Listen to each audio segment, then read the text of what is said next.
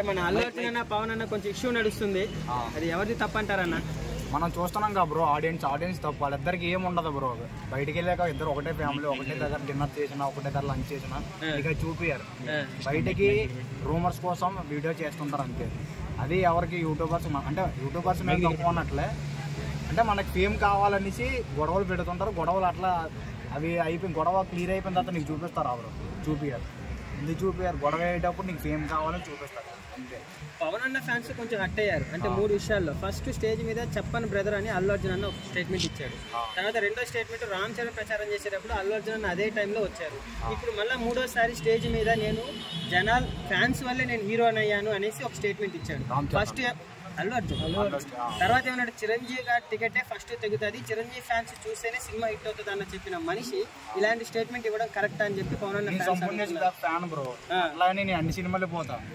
అది అంటే వాళ్ళిద్దరిలో అలా స్టేట్మెంట్ ఇవ్వడం తప్ప రైట్ అని అడుగుతున్నా. అల్లు అర్జున్ బ్రో అంటే ఒకరి ఫ్యాన్స్ కోసం మీరు చెప్పుకోవడం తప్పు.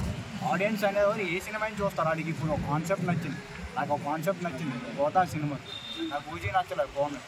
ఫ్యాన్ అయినా బాగున్నాయి, సరైన ఆ సినిమాలు ఉన్నాయి కదా. మీరు అల్లు అర్జున్ మాట్లాడింది సమర్థిస్తారా? అంటే ఏమని బ్రో? ఆయన మాట్లాడిన మాటలు పవన్ అన్న ఫ్యాన్స్ ని ఇబ్బంది పెట్టేలాగా మాట్లాడారు. మెగా ఫ్యామిలీ నుంచి వచ్చిన మనిషి, మెగా ఫ్యామిలీ వల్లే కొంచెం ఫస్ట్ లో ఇమేజ్ వచ్చింది. బై మిస్టేక్ ఏం మాట్లాడి ఉంటాడేమో కానీ మొత్తం అంతా అదంతా ఒకటే బ్రో. ఫ్యామిలీ అంతా ఒకటే. జస్ట్ బై మిస్టేక్ లేవు, ఓడే మిస్ అయిపోయి ఉంటే కానీ వాళ్ళకైతే ఏముండదు. మళ్ళీ మనం ఆ ఒక్క ఓడిని ఎడిటింగ్ చేసి 4 సార్లు చూపెడతారు.